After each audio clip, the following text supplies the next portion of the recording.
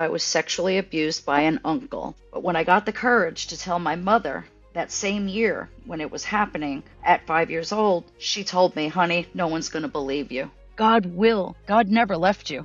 That upsets him like any good parent. It's never too late. I can tell someone who's in their 50s and 60s. I have women that are in their 80s.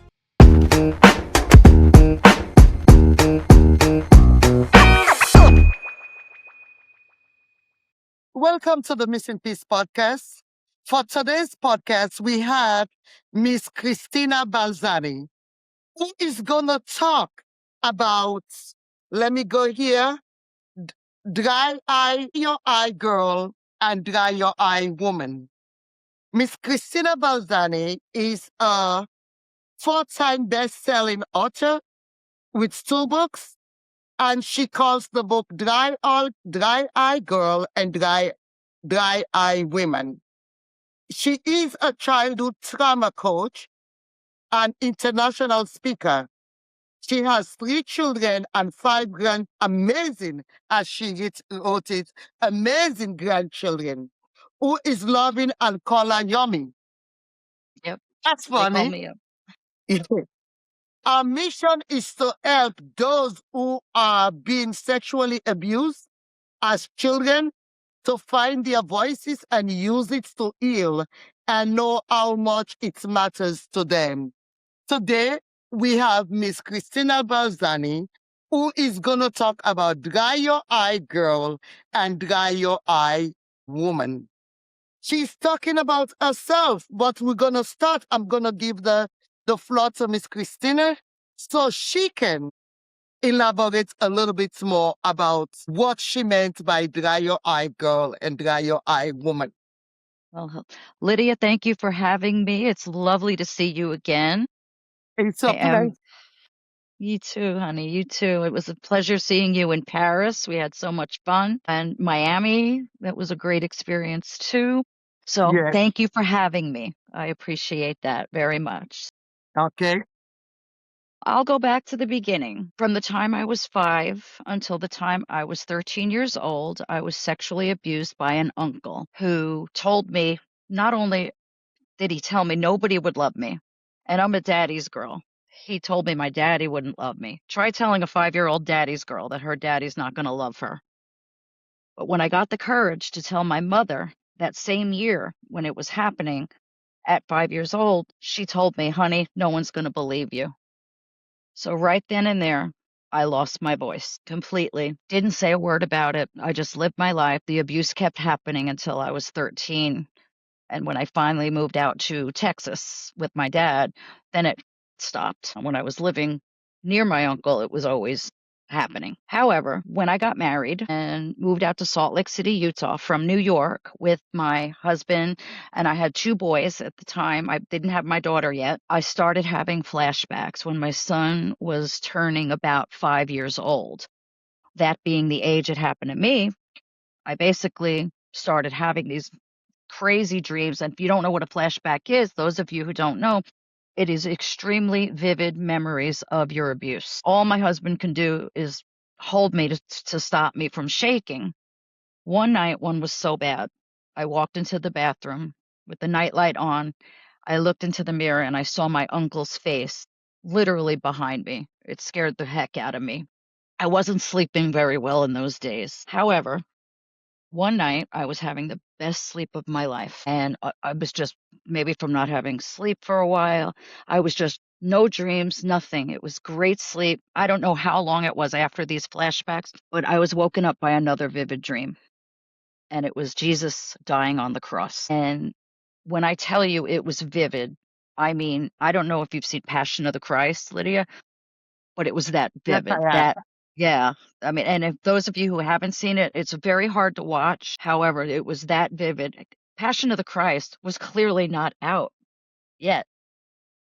It wasn't out for another 10 years. So if that's not a God thing, I don't know what is. It just basically took me back. So then I started saying to myself, nobody loves you that much. And I started healing. That was the beginning of my healing journey. Now I'm fast forwarding I've done a lot of healing things, a lot of therapy, a lot of the 12 steps for codependency, made a lot of bad decisions. That's why I wrote Dry Your Eyes Woman. Basically, what I did in those days was just try and heal. I didn't know Jesus was right next to me. I didn't know. I knew of him, but I didn't know he wanted a personal, up close relationship with me and everybody else. So I basically started my healing journey, but it wasn't until I was in Los Angeles sitting in traffic after all this therapy. We're talking just a few years ago, 2023, when I heard almost in my right ear, "You're going to write a book." And I said to myself, okay, I'm going to do what you say, Lord. It took me 4 times writing the first book, Dry Your Eyes Girl. It took the 4th time when I finally got it and it was good to be published and ready to be published. And seeing it on paper when I was writing it, because I literally wrote my books, both of them. I wrote them on pen and paper, have them in a notebook, before I typed them and had them edited with a publisher. And long story short, that was mainly what healed me the most, among other things. And you can ask any questions. I'm always open. And that's where I'm here now. I've written 2 best-selling books. I've collaborated on 2 others, like you said. I am going to write a 3rd soon. I don't know when, but hopefully this year it'll come out. Let's talk. Can you share your story behind the message? I know you've talked about it a little bit, but we can elaborate because what inspired you with Dry Your Eye Girl and Dry Your Eye Woman? Let me hold on this question because while you were giving me your introductory, some questions were coming to mind. You were living with your mother. Who is that uncle? Was it your mother's brother? No. Okay. So I was living with my grandparents and my father, actually. My mother always was in my life, but she did not raise me. She was and then I've known my stepmom and my stepdad since I was 2 years old. So she was living with my stepdad. I would go with her on weekends, holidays, summers, whenever. She was living down in Virginia, actually. This was my grandmother's brother-in-law that did this to me. So it was It was not a blood relative. no, it was not. And thank God I've asked other family members. He never did it to anybody else. Because I grew up praying for his granddaughters. Actually, I'll never forget that. I was always saying, God, please protect his granddaughters when they were born and growing up, because I knew what he did to me and I knew what he was capable of. But I'm not really talking to them right now. They don't really speak to me, that side of the family, for obvious reasons. Maybe they just think he was the cat's meow. I don't know. But I know what he was capable of. I know what happened. Children don't lie about things like that. And so when a child comes to you and they're scared and they're this, I'm telling your audience now, if a child is scared and they don't want to see somebody, there's a reason for it. There's a reason for it. When those things were happening, and you said your mother told you that nobody will believe you. So she is out of the picture right now, trying to say, I don't want to deal with this. And whatever happened, let's put it behind the back burner and let's keep it moving, Christina. Did you ever tell your dad when you moved with him? I didn't tell my dad until I was going through that out in Salt Lake City, Utah, having the flashbacks. Part of my therapy, was knowing that my father and brother would have believed me. So I took everybody to dinner. We were sitting in Park City, Utah. I'll never forget it. I had my older brother there, my dad, my other family members at the time. And I told my father, Dad, would you have believed me? And I told him what had happened.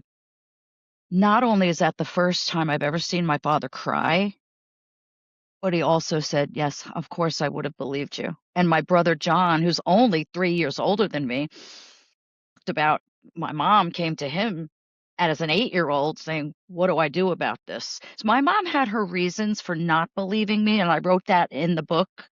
Both books, I think I explained in detail why she didn't believe me, more in the Dry Your Eyes Woman. But my mom, before she passed in 2007 on Christmas Day, we were closer than ever. And 6 months before she died, she accepted Jesus as her Lord and Savior. So she told me actually, let me step back a little bit. Well, I wrote her a letter. Part of my therapy was writing her a letter. I didn't send one because it was like, "Ah, not nice, you know. Then I sent her another one. I sent her a letter and she called me. It was the beginning of cell phones. I get a phone call. I'll never forget. I was sitting in the car and my mom says, "If I had known." And I'm like, whoa, whoa, whoa, whoa. Stop right there. I said, "Mom, you knew. I told you when I was 5." And she just took a step back and she says, "Honey, I just didn't believe you and I'm so sorry." And you know what? That healed me more than anything I needed. And I Because she forgave my mom. apologized. Yeah, yeah. It was a very healing moment. Was your mother young at the time? When she had me and she had my brother, she was only 19. When she had my brother, 21 when she had me. So she was pretty young. Okay, so you might say she was immature at that time. She was, I believe. Okay, and she did not know how to deal with it.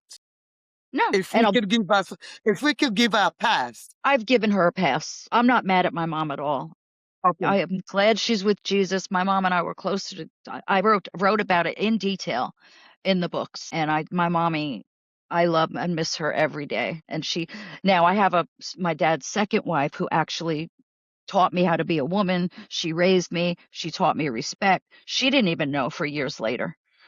And when I told her, she cried as well. She was like a mom to me. So I'm lucky enough to have two moms, you know? that's beautiful. Yeah. That's beautiful. I'm very blessed. That's good. Yeah. So, who is the girl and who was the woman in your perception? Well, it was me. I named her Penelope. Okay, She is my, I guess, alter ego. okay. She's a Spanish girl. I don't know. She has a Spanish family. Everyone's Hispanic in the books. And then I obviously say it's my story. Now, Dry Your Eyes Girl, a tween could read it. My 11-year-old granddaughter, when she was 11, she read it. So if they can relate, it goes on good touch, bad touch, safe people, more like knowing that you're not alone type of thing. Now, the woman, I would suggest it's maybe at least 17 and up. Like it has more of these decisions because I touch in Dry Your Eyes Woman. I touch on every subject that you can possibly. I touch on domestic violence. I touch on grief. I touch on abortion. I touch on all kinds of subjects that life goes through. So if you've ever made one bad decision, I don't care what you've been through. You could be neglected, abused, whatever, anything for any type of childhood trauma. Dry Your Eyes Woman is a book to read, knowing that you're not alone, knowing that God is right there for you. And no matter what decisions that you make, because I owned up to all of my decisions. That's what that book is about. And it doesn't have to be a woman, it could be a man. I named it Dry Your Eyes Woman and Dry Your Eyes Girl because I happen to be a woman and I was a girl. So that's part of that. That's wonderful, Christina. That's wonderful. Let's keep going as we going through your journey. Was there a defining moment in your life when you had to tell yourself to dry your eyes and push forward? Oh, that's a process every day. But the defining moment I would think would be seeing Jesus on the cross, knowing that he's there. And now it took a long time. We're fast forwarding over my son's, he was going to be 5. We're talking 27 years. He's 32 years old now. So all of that was I don't think for me, God taught me how to go through it step by step. And that's what I tell my coaching clients. You're not going to go through A to Z. You're going to go A to B to C.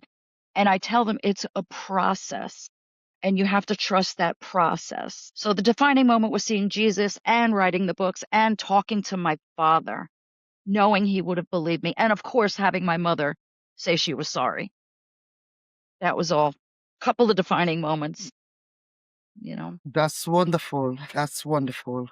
How did your struggle shape your message of today? Knowing that I could go through something, and now that I can help others who have gone through, because when I did my research, almost 90% of the population, 1 in 3 women and 1 in 6 boys have been sexually abused as children, according to RAINN.org, and I have those statistics in the back of the books. So just knowing that I've been through it, I can help others, because they say you can help who you used to be. You know, I've talked if I had a bout with addiction, can help people who have gone through that. I can help people that have struggled, not only sexual abuse. I can relate to you because my whole life growing up, I felt defective, and knowing the resilience, the missing piece, I was I was limping my whole life. I would get made fun of because I had a limp, and I was born with a dislocated hip. I have a fake hip now. Thank God for new pieces, right, girl? I did not notice that you were limping though. Yeah, I had a little limp. Now maybe less now that I've had the hip is replaced. But yeah, hip issues my whole life. I'm an orthopedic mess. I'm an orthopedic mess. Okay, we all we all on the orthopedics no matter what, because as we growing Yeah, older, and even some of the younger ones, where they're all on the orthopedic. So, you know, that's part of life. You're human, you're in pain. that's right. I And you're know. going through some kind of missing piece. Yes, yes, yes. So that's why I love you and I love your cause, because, the resilience that you found when I heard you speak, I was just in awe about when I heard you speak too. It was just very comforting because you could have gone through life saying, bitter, angry. We both could have, Of you know? course, Yeah. But we didn't. there was no gray area with me. It's either I go dark or I change the trajectory of being resilient and being out there and make myself relevant to society, rather than trying to be that in between. Some days I'm in the dark side, and some days I'm in. No, I closed up the dark side and the gray area, and creating a positivity for myself Amen. and making the missing piece not missing in my life. That's right. That's right. No missing pieces. You were And whole, not perfectly missing complete. pieces at all. We That's are right. going through it the same way, because you, I cannot sit down and dwell on the past. No, we can't.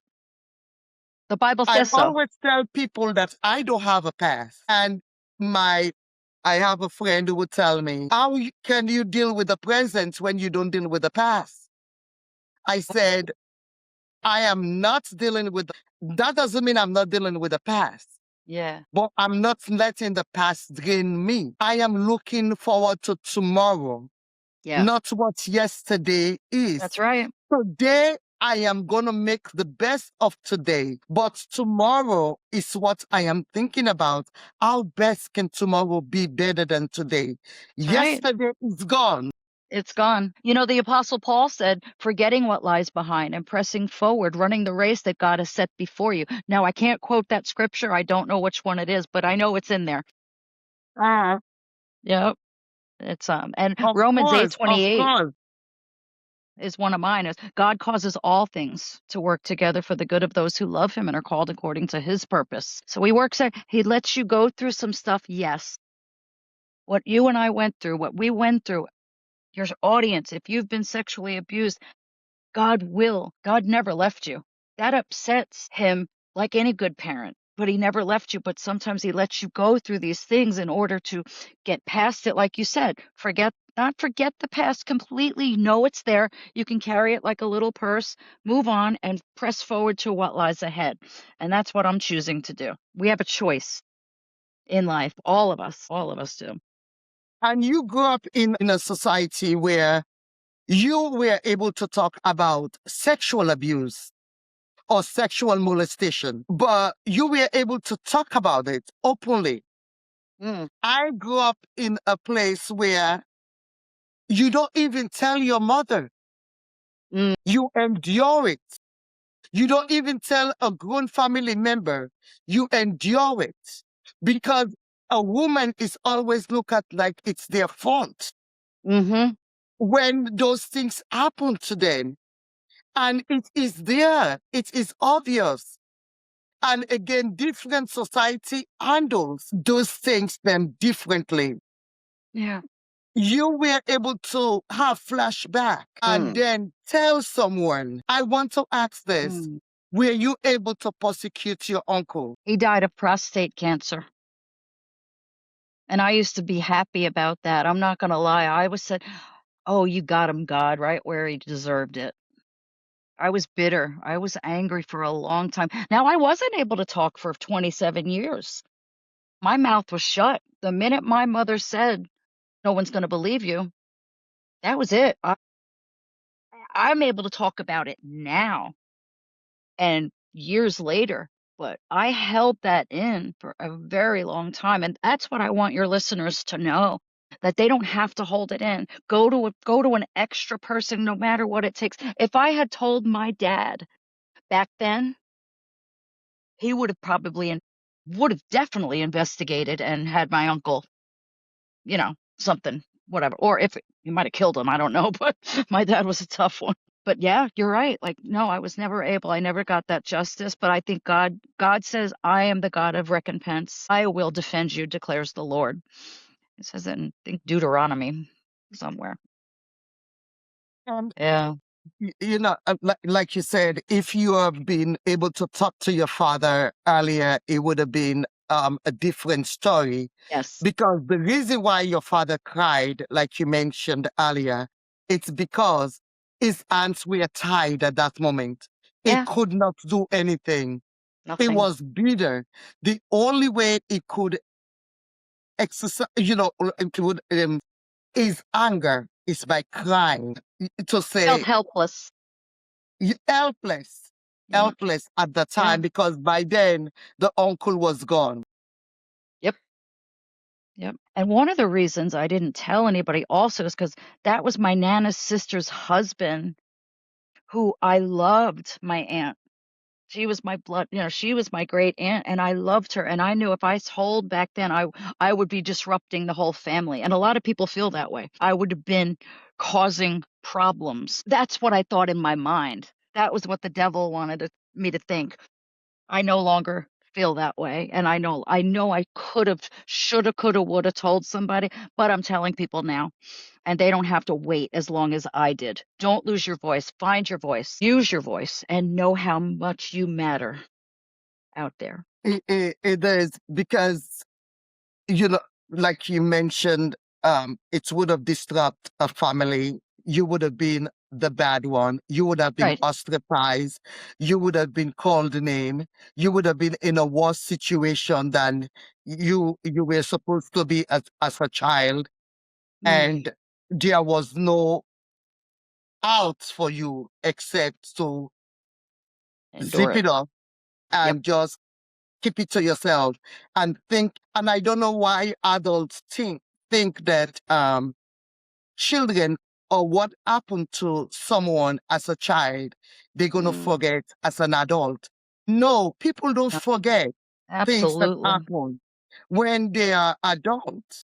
They may not talk about it, but they don't forget it. And again, if you have used that problem or that mishap as a child to your life at this day, I will not be able to talk to you because what you're looking forward to right now, you're looking forward to say, I want to come to New York to speak in New York in July. I want to go to another place to speak. I want to write another book. I want to continue working so I could make money and live the life that I want to and retire and enjoy my Yeah. grandchildren. So that's what you're looking forward to rather than you're talking about what your uncle did. That doesn't mean it's bringing you any melancholic feeling. No. It's becoming a conversation rather than a deep emotional feeling of Right. loss. And again, you were lucky enough to forget about what happened to you and Mhm. married and have children. some people use those things as not able to keep relationship because that abuse is really bothering them. Mm-hmm. I knew a guy who married to a woman who was sexually abused as a child. Mm. They're divorced now. The woman told him that when they're having sex, it feels as though they Hmm. are she's being raped all over again. Yeah. And can you imagine telling your husband those kind of things? And that was after Mm. they have two children.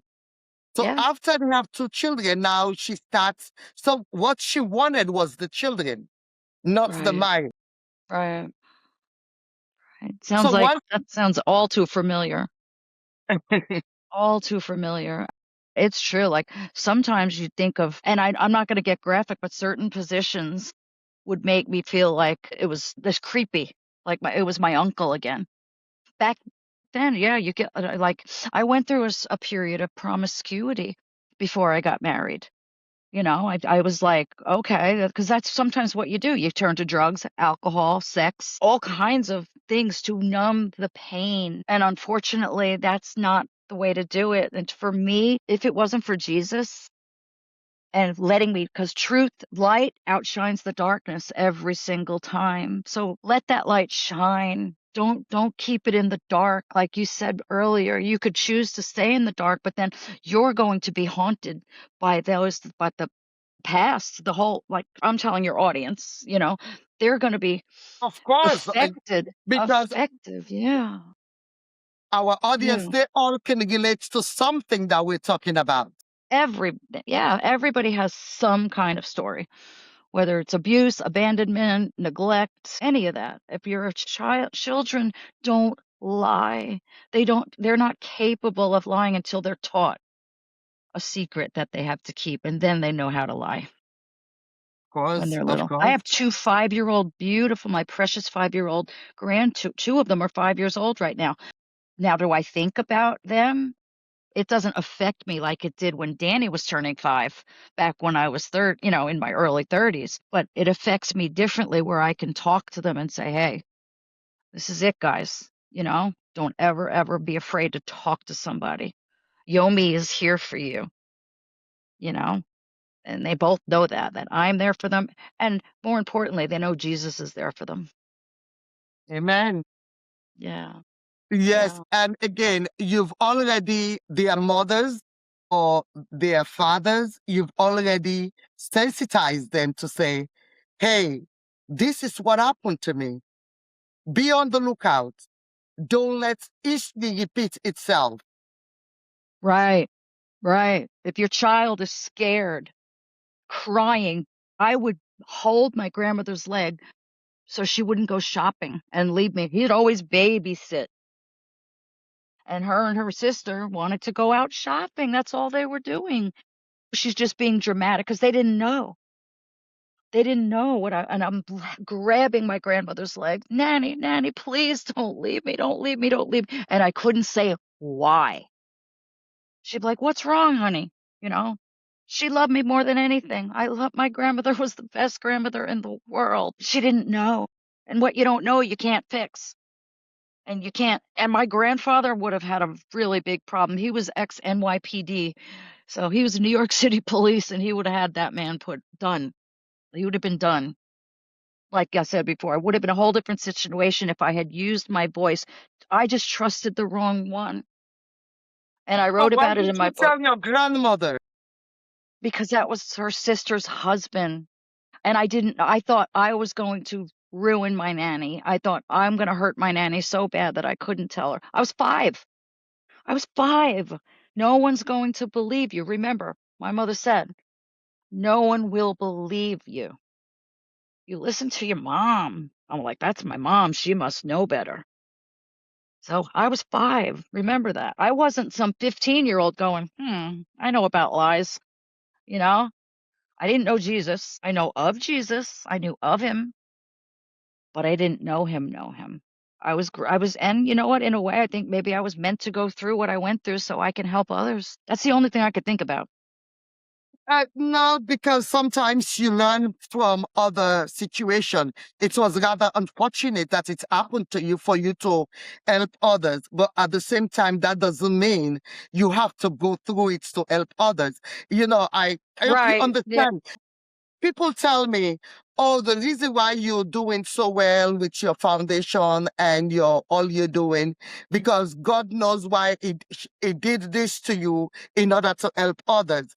Those words, and I am saying it now, those words hurts me the most Mm, because I don't see why God should let me to cut my mm, hand, bring embarrassment to me in order for me to help others.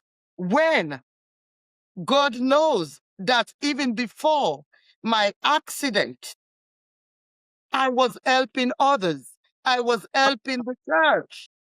I will take off my yeah. I will take the last clothes off my back to give to someone. So why do you Yeah. have to do it again? So think Right. that I that's what would really kind of nudge me into helping others when I'm Yeah. already doing You're already doing it. I Yeah. am doing it. I get it. I understand. That's a good question. That's a good question. He does let us go through things, but we live in a very broken world. That's the only way I can explain it. I don't know, Lydia. I am wondering the same thing. Like, why does God let all these things happen? But Satan, unfortunately, is all too powerful and we live in a very broken world, and God gives us free will. Not that I chose it or you chose it. We did not. Don't Nobody chooses sexual abuse. Let me get that clear.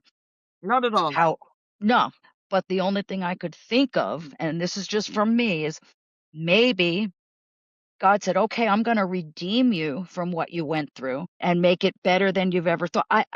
Like God says, I He could do more than anything that you can ask, hope, or think in His Word. So am I here? I'm living proof that God delivers. I'm living proof, as someone who was struggling her whole life, literally from the birth canal. I was born with a dislocated hip. I felt defective my entire life. I would get made fun of because I had a limp. I had scars on my leg growing up. I didn't want to wear a bathing suit, didn't want to wear shorts. I was just a little girl, set 5, 7, 8, 9, 10 years old. And the only thing I could think of is that God was saying, "No, you have to trust me and you have to take whatever you're going through and come out on the other side." And I did. And I did now. It's never too late. I can tell someone who's in their 50s and 60s. I have women that are in their 80s that held the abuse in for way too long. And I'm like, don't wait till you're 80. Talk about it now. Try and get it out now. That's why I'm sitting here talking to you. That's why I'm on stages. That's why I'm on lovely podcasts like yourself, helping. That's all I can think of. Exactly. And that's what we can do. Just be our own voice. Talk for the voiceless. Those who cannot come out and talk about what is going on about them. I am on social media a lot because, again, I have the foundation that I'm promoting Mhm. and I listen to other programs that are there. Sometimes some of the things that people say resonate so much in in to me that I feel like they are talking to me. It's like what you're saying from sexuality, relationship, everything you can think about. Different individuals will talk about things that you're like, oh my goodness, are they really talking to me? Because it sounded like all what they're talking about I can relate to somewhat somehow. Um So let's Yeah. keep it going. We're doing well. We're doing well right now. How do you define the transition from girl to woman, emotional and mental? Well, I believe a girl isn't emotionally enough mature, and they act and as one who has been a girl and a very emotional one at some times. So I believe once you mature a little bit, well, no matter what age, you can handle what life throws at you in a different way rather than acting from emotion. And I tell people now, you can base your decisions on your truth and who you are, not the trauma you went through, you know, not the trauma like don't let trauma define you. And sometimes as a girl, you let that trauma define we let what we went through define who we are. And that's not true at all. We are whole and we're complete in Christ. And that's as a woman, I think you can handle that a little bit more, you know what I mean? What are some of the common challenges women face during that transformation? Well, speaking for myself, I believe some of the challenges was that you go through it alone. You're the only one that's happened to. Now, I'm speaking specifically of CSA, childhood sexual abuse. You feel guilt, shame, condemnation.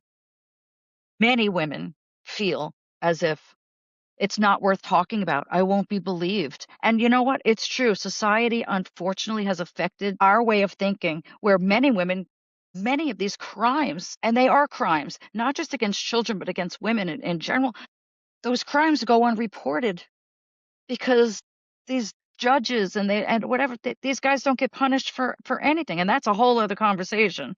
But that's a big challenge to me, not being believed. That's not being believed. Yeah. Because why do you think they may not believe a woman when they're talking?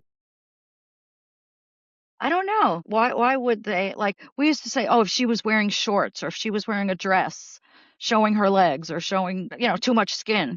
Women get raped on a daily basis, whether all around the world, not just here in America, but Oh all no, around no, the no, world. that's women Yeah. get all over the world. Yeah. Regardless, the ones who wear a hijab, the Right. Muslims, even in Yes. the They're as covered they from head to covered up toe. with themselves, they still get raped, and they don't Exactly. have a voice as well to No, talk they about don't. it. No, they don't. That's why they matter. They have a voice. They have a voice, but they're unable to use it because of the laws in society. I believe if the laws changed, it would be a whole different world, you know, on these cases. I think Okay, so. do you think at the time when you were young, I kept going back to that one. When you Mhm. were young, there was some kind of transformation, vulnerability on your part for your uncle to take advantage of you at the time. I believe evil acts in many ways, and my uncle was just evil. He didn't seem evil on the outside, but was I vulnerable? I was a 5-year-old girl. And, my parents I was a sweet little 5-year-old. I look at my granddaughter now, and she's 5, and I'm like, "She's just so innocent and pure." Of course, And then and my uncle, like, if anybody so I think the vulnerability was just I was just vulnerable because I was a child, and I look at my sweet granddaughter who she reminds me a lot of me. She's chatty, she talks, she's just, like, has my blue eyes. She's just I mean, she's a perfect mixture of my son and his wife, And I look at her and I'm like, I can't imagine. My mind can't fathom anybody ever touching her and taking away her innocence. So no, I just think my uncle was evil and used the devil used my uncle to but God turned it around. well, you know what I used to say? I said, I have never been arrested. I've never put myself in a position where I have committed any crime that would put me in jail or any kind of situation other than being a normal person in life. I say, Mhm. but there was one thing that I would go to jail for. Mhm. If somebody touch my child, And I repeat, if somebody touched my child, and now it's a past tense because she's a grown woman now, Mine too. Mine too. and there was Oh, no limitation from daddy to anyone because I start with dad because we are home. Because I have heard a lot of fathers who have raped their own um, back children. yeah. So, Yeah. and since she was a child, I would tell her, let nobody put their hands around you where you don't want them to be at. I said, the only person who will touch you in that area, it's me or yourself. And with me, it's when I am caring for Cleaning. you, Cleaning you. Yep. not because Absolutely. I want to molest you No, as a mother. no. You're cleaning your But child. I have to because as children, even when they are between 5 and 10, they still don't wash themselves well. You have No. to go. You have to go in and I grew up in the place where we were taught to really clean that area. Yeah. You gotta clean. Keep it. I told my daughter the same thing when she was little. Now, I put my grandsons in the bath, and they're 3 and 5, and I teach them because I said, Yomi does not touch your privates. But I taught them how to clean, and I told my son, teach them how to wash as a man would wash. And so Mhm. now my 3 and my 5, the 5-year-old, the 3-year-old, he still needs his daddy to help him out. But when they're in the bath, that I make sure that they don't I give them whatever soap and whatever they need, and I'm like, "Wash all over," and teach them how to clean them. Boys are different. The little girl, I would help a little bit more because, we have different parts. But, speaking of someone touching your child, and I wrote about it in my second book, and I have 100%, uh, permission to get into this, if you don't mind. I wrote about it. I was with a man, not my ex-husband, but afterwards I was engaged to somebody where I was in a domestic violent abusive relationship for about 6 years. He'd been in jail for a long time. Then it's just a long story, but it gets deep in my second book. My daughter told me when she was 19 that she woke up to something a child should never wake up to, and it was him, and he ran out the minute she so God protected her from it being a lot worse. So when you tell me when someone she told me she didn't tell me because she knew I would have killed him. I would have had I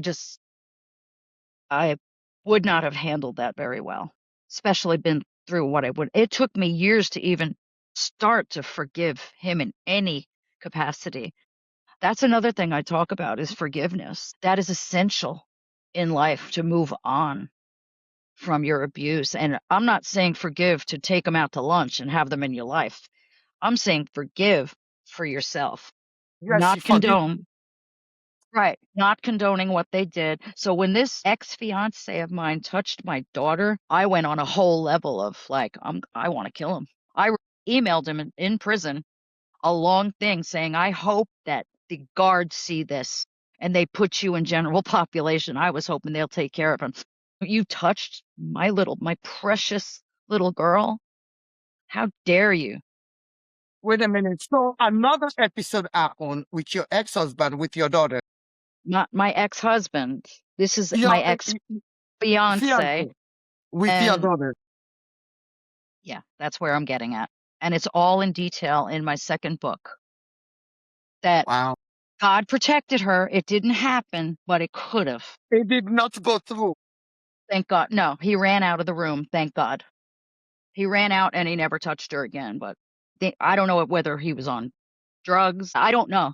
But he denied it, of course. He emailed me back from prison, and I'd never do that. And well, I'm like, well, children don't lie. My daughter didn't. And the first thing I said to my daughter after all the tears, I said, I believe you, honey. My daughter got from me what my mother couldn't give me.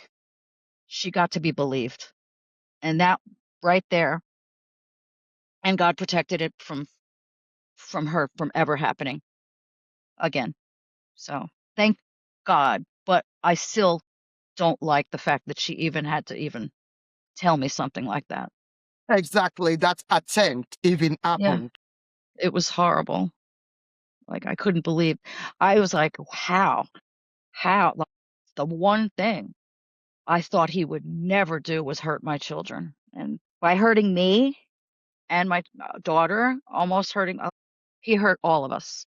So he's exactly where he's supposed to be, and that is in my book. That's in the Dry Your Eyes Woman. In your book and in prison where he is right now, where his Yep. house. He's not getting out at all. He has life without parole. Oh wow, he must have done something It was horrible. more heinous than just No, he did. He did. And we won't get into that on this podcast because okay. All right. it's too long a story. That's another episode. Yes, ma'am. We could do a part 2 if you want. Yeah. He's exactly where he belongs. Oh wow. You know, this is real talk. This is real talk. Yeah. I don't even, what do you hope listeners take away from your message right now, Christina? I want them to know their worth and value. I want them to know they have a voice and they get to use it, that they matter. And I want them to know that it's not their fault if they've been through something similar. It's not their fault. It's never their fault. Nobody ever asks for that. I don't care if you're 18 or 8 or 68. No woman should have to be touched against her will. No body, no child. So I'm hoping that they take away that they are loved. They are loved, especially by God. Yeah. How can supporters help amplify this movement that you're talking about? We know that we're going to amplify it by posting it on all our social media platforms. And how can because we want this, rape is a very big topic in society, and we want everyone to hear this and to Yes. understand and to let people know that no child should be vulnerable, and that include boys and girls, Yes. men and women. Every spectrum of humanity should be able to say someone is raping me, because adults get raped as well. Older people get raped as well. So it's not just children, but the vulnerable ones Yes. are children and Yes. people who cannot say Defend no themselves. or fight for themselves, who don't have their voice. How do you want us to amplify it more? I want perpetrators to be put away the first time. I want parents of children to educate their children on this. As a child, I was never taught, don't keep, nobody ever told me good touch, bad touch. So I explained that in my first book, that a child has a voice and they get to use it. Go to a counselor, your school, go to tell the doctor, tell the nurse, and when the parent's not in the room, like if it's a parent doing this to a child, that's a hard one. But I want the laws to change. I want the laws to say that to protect those babies. I just want the laws to protect the babies. I don't know how it's going to change, but I just want people to be aware. And I think eyes are opening all over the world right now to this and a Eyes lot of are other opening, things. but it's still going on. I know. So I know. it's an illness in people's mind that they're not getting the message. Is it, Mm, it, it is that what it is? Because that's what I want to understand. think Because it, even though the message, the people, a lot of people have been told, a lot of seminars have been held, talk is going around. People are using bullhorn to announce it in different localities, but you still have those loopholes that people feel that they can still get away with it and they are not going to be caught. Not if they had the death penalty in every state or in every country for people that molest children. And I'm going to be straight up. If they knew they were going to die, when they get caught, because truth always comes out, maybe they'd change their mind and not hurt a child or a vulnerable Yeah, human.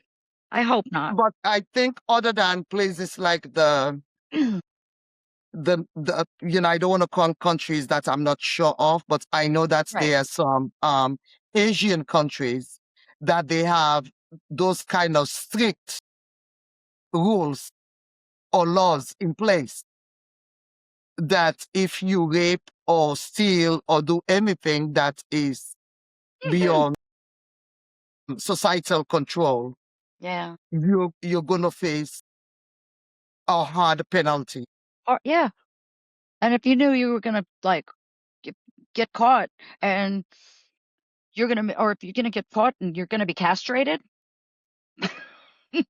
you'd think twice, You'd think twice. I pray, I would pray that would enter people's minds.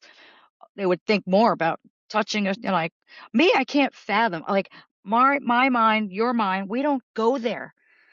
We don't like I told you, I look at my beautiful grandbabies. I look at them and say, how could anybody ever hurt someone like they're so innocent and pure? How could anybody ever do that? But it's evil. I think evil is prevailing a lot, unfortunately, on this earth. And I pray for the day when God just changes everything. If he just come down and smush, everybody like that's doing that. And the laws. The laws, I think, are a big thing. Yeah, the laws. And in the United States here that we live, I don't think there is the only penalty is that they have is registering them in the sexual registry to say that when they have to be wherever they move to, they have to be identified. Registered. Yeah. Yes. And Not everybody gets those emails. I'm sorry to interrupt. But no, that's fine. This is a rebuttal. We're going back and forth with each other. Yeah. No, I happen to get emails because I've gotten them all for registered sex offenders, like in my neighborhood or wherever, like within 3 miles. So now I send those to my sons for my grandchildren and say, this is who this is. They show you a picture of the offender. And so they're awareness, especially by children. Like by the time a child's 2 years old, I was telling my child, do not, like you told your kid also, this is good, what do you do if someone wants to, like, it's funny, one day, I was having a birthday party for one of my sons, and I said, all the kids were sitting in a circle, and I'm like, what do you do if someone says, your mom is sick, come with me in the car? And they were all screaming, no! It was just so cute. And a bunch of little 5-year-olds or 6-year-olds saying that. I did that. I'm like, what? I named scenarios. Like, and I think if parents would just tell, but then again, look what happened with my daughter. Like, she was very aware. She knew. That's why she woke up and something's wrong. This is not right. Don't and thank God she didn't he stopped. Thank God. I keep going back to that because I'm like, even a daughter who was fully aware from the time she could speak, still evil was trying to get in. But God protected her. I believe God protected her, and maybe he just ran out. Like, I am so happy that it wasn't worse. Mm. I still get emotional when I talk about that. There are parents today who are objecting to schools teaching their children about sexuality, and they said they want to be the one to teaching No, those. I believe it starts at home. All education starts at home. But I believe now, I don't think people should teach children's sexual preference or that kind of sexuality in schools, especially for a 3 and 5-year-old. But say good touch, bad touch to teach people in a child's mind. I don't think there's anything wrong with that. Make it to where they're capable of understanding it. Scenarios, like I said, like I did with my little boy's friends back in the day. Because children learn more. Our children learn more from social settings with their friends Mm, than they do at home. I know. Because the children will go to school and you will teach them something, and then you come back and teach them the same thing. They'll tell you that's not the way my teacher taught me. Oh, or these kids. You know what? These kids can learn in a playground these Yes, days, and they got the phone, and they're always yes. on the phones. Who and I told my son, be very strict with those devices, especially with my 12 and my 13. Sorry, she just turned 13 in March. She's told me she's 13. I'm a 13 now, Yomi. She's a teenager. Or is a he? She's a girl. She's a girl. Um, Yeah. she's a teenager or those age. They're Yes. coming. Ooh, I know, and they know everything, of course, at that age. So. Oh, please. Right? I tell my son, good luck. Good luck. They know nothing, but they think they know everything. Uh-huh. Didn't we back in the day, right? I know. What does empowerment truly mean to you beyond social media? Knowing who you are and knowing who you are in Christ, to me, I don't think social media empowers people at all. I think people have 10 zillion followers and they're still not powerful. Look at all these actors and actresses and come on. What are you really saying that's worth any value? Not much. But I believe when you know who you are, yeah, that's real power. That's real power. Because for me, beyond empowerment means beyond social media is what I do to mankind. Yeah. My motto for the Lydia Emphasis Foundation is reach one, help one. Social media does not. I don't think social media helped me empower anyone. Mm, When I reached out and meet someone, help someone, put a smile yeah. in someone's face, really Yeah. means more empowerment to me. It's gives me Yeah. more gratification than social media does. I like the emojis on social media and the congratulations and the thank you, but sometimes I need more than that. Right. I need more than the Mm, social media touch. When I am writing letters for donations and things, 99% of the time, I don't get any reply back. But once I reach out to someone in front of them and talk to them, right. 90% of the time, I will get something from them. Yeah. So Wow. social media, which even email is part of social media as well, Mm, even though they're not putting it in that category. But email started social media. We started with emails first. But most people don't respond to emails if they don't want to because they can hide behind those emails mm, because it does not give you the physical approach, the physical touch, or right. looking in the person's eyes and seeing what they're asking for and knowing that what they want is genuine Yeah. Human interaction. human interaction. Yeah. So, like you said, you're using it in I don't know whether you're spiritual or religious, in a religious sense, whereas I am talking more on a general spectrum. That means I want to bring everybody that is listening to my podcast in rather than just relinquishing it to our Lord and Savior only. I am a Christian and the Lord and Savior is who I know as Right. well. Same here. So doing a podcast and I want my listener to everybody to listen to it. I am not narrowing it to just my religious belief. Right. I feel the same way. In order to read my books, you don't have to be a Christian to read my books. I think you can empower yourself. If you're not a Christian, which I pray that everyone becomes one, but if you're not, and that's fine, you could still read them and know that you have power in yourself and you still have a voice and you can use it, no matter what. Okay, Sometimes, we're coming to the closing, and I just have two questions for you before we leave, because okay. this has been a powerful interview, and I know that talking about sexuality is something that people wants to hear a lot about, because it reminds them of somebody, them, or maybe share the word to protect others as well. Mm. If you could give me a message to every woman listening right now, what would it be? And I'm not limiting it to women, also men and society at large as well. My message to all people would be you are worthy. You are worthy.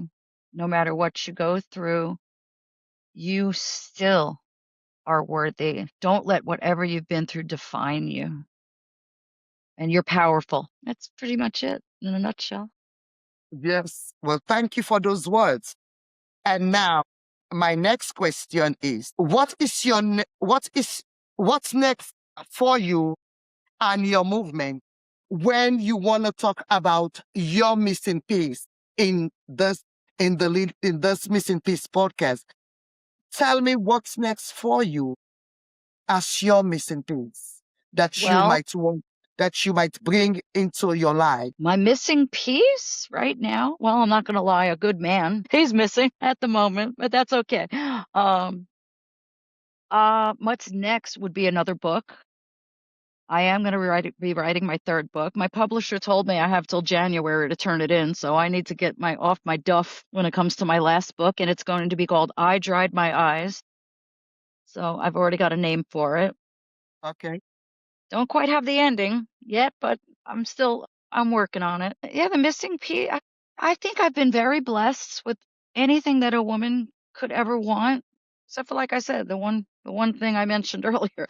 But just if I could help people, if I could get on and share my word more and, be on wonderful podcasts like yourself, get on more stages. Like I said, we've been on international stages, more of that, spreading the word and coaching. My coaching program would be, because I have 4 coaching options, which they want to email me at ChristinaDryYourEyes@gmail.com.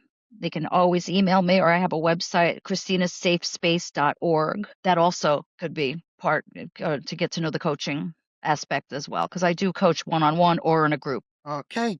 That's wonderful. So the Missing Piece podcast, our slogan here is the stories of resilience and Yes. the voices of hope.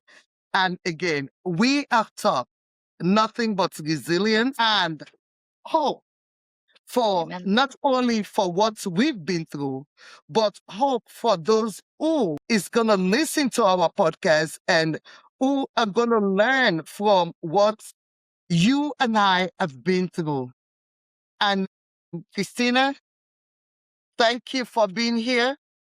Thank You're you for very being welcome. at the Missing Piece podcast. And this is if my finger could cooperate. Okay, I do this. Yes, All right. I don't know. My fingers are kind of weird too. that's okay. Mine, you I see, love it. yes. Thank you very, very much.